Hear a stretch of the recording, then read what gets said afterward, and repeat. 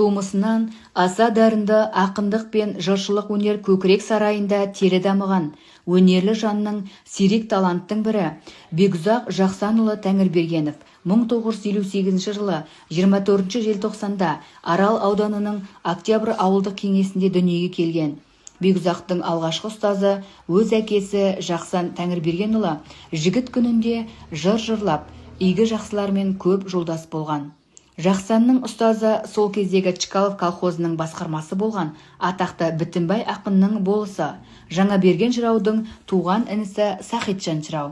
Жақсан Сахитжаннан үйренген едіге, Қарасай қази жырларын баласы Бекұзақтың құлағына сіңдіре берді. Сөйтіп, Бекұзақтың ақын жыршы болуына тікелей септігін тигізді. Жақсанның ата-тегі Жақайым, оның ішінде Асаны. Бекұзақ Арал совхозындағы номері 57 мектепті бітіргеннен кейін аға шопан көмекшісі болып жұмыс жасады.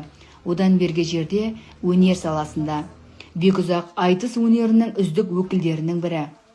1985 жылы облыстық айтысқа, 1988 жылы Алматыда өткен телеайтыстарға қатысып, халық алдында ақын деген ардақты атқа лайықты екендігін көрсетті.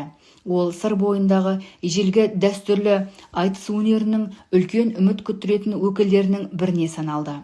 Ақтөбе қаласында шәкәрімді еске алу құрметіне және Жанқожа, Тама, Есет батырлардың астында өткізілген ақындар айтысында жүлделі орындарға ие болды.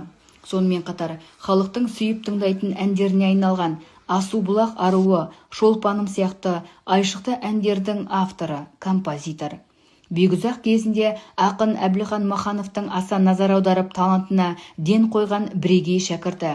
Саусағына қыдыр дарыған, қаппардай күйшілердің батасын алып, алғыс ықыласына бөленген үлкен өнер иесі, топқа төселген жыршы. Бекұзақ Тәңірбергенов жақсы термеші де. Оның орындауындағы Кердері Әбубәкір, Тұрмағамбет, Нұртуғанның термелер циклы республикалық теледидар арқылы көрсетілді.